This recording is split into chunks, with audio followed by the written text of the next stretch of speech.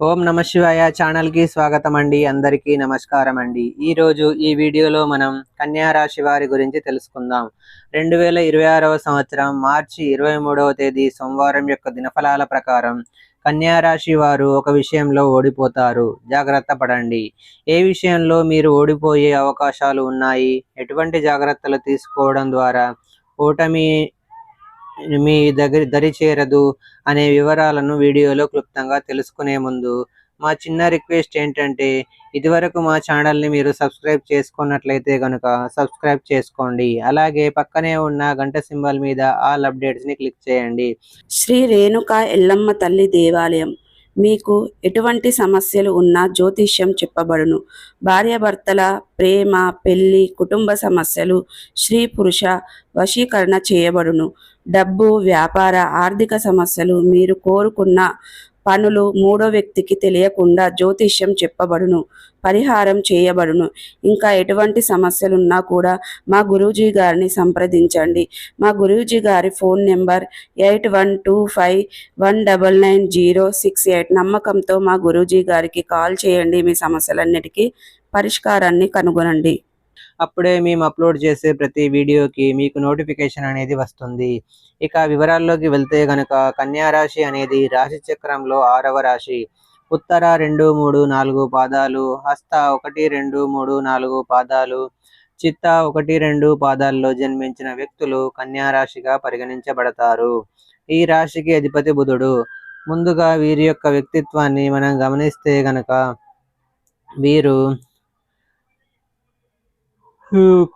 వీరు చాలా మంచి మనస్తత్వం కలిగి ఉంటారు.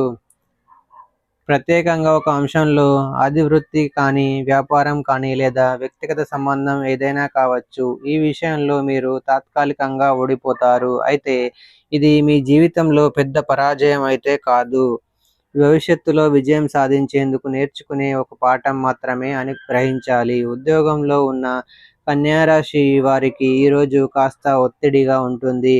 మీరు చాలా శ్రద్ధతో చేసిన పనికు గుర్తింపు పొందకపోవచ్చు, లేదా ఎవరైనా మీ కృషిని తక్కువగా చూపించే ప్రయత్నం కూడా చేయవచ్చు. సహచరులతో చిన్న వివాదం జరిగే అవకాశం ఉంది. ఉన్నతాధికారుల ముందు ఆగ్రహం చూపకుండా ప్రశాంతంగా వ్యవహరించడం మీకు చాలా మంచిది. వ్యాపార రంగంలో ఉన్నవారు మాత్రం ఒక ఒప్పందం లేదా కాంట్రాక్ట్ విషయంలో జాగ్రత్తగా ఉండాలి. ఎవరు ఇచ్చిన మాటను మార్చవచ్చు, లేదా చివరి నిమిషంలో షరతులు మార్చి మీకు నష్టం కలిగించే ప్రయత్నం కూడా చేయవచ్చు. పెద్ద పెట్టుబడి పెట్టడాన్ని ఈరోజు వాయిదా వేయటం మంచిది. తప్పు లేకుండా విజయం రాదు అనే మాట గుర్తుంచుకోండి. ఈరోజు మీకు ఆ వాక్యమే ఒక పాఠం అవుతుంది. ధనపరమైన విషయాలు గమనిస్తే ధన విషయంలో ఈరోజు కొంత ఆందోళన కలిగించే పరిస్థితి ఉంది. అనుకోని ఖర్చులు ఎదురవుతాయి. అవి ఆరోగ్యానికి, ఇంటి మరమ్మతులకు లేదా కుటుంబ అవసరాలకు సంబంధించినవి కావచ్చు. అప్పు తీసుకోవాల్సిన పరిస్థితి వచ్చినా కూడా చాలా ఆలోచించి మాత్రమే నిర్ణయం తీసుకోండి. పెట్టుబడులు పెట్టేవారు మార్కెట్ పరిస్థితులను సవివరంగా పరిశీలించకపోతే నష్టాలు వచ్చే అవకాశాలు ఉన్నాయి. ఓడిపోవటం అనే సూచన ఇక్కడ కూడా వర్తిస్తుంది. ఒక చిన్న ఆర్థిక నష్టం జరగవచ్చు, అయితే దీన్ని పెద్ద విషయం అనుకోకండి. ఎందుకంటే ఈ నష్టం తర్వాత మీ ఆర్థిక దృష్టి మరింత స్పష్టంగా మారుతుంది.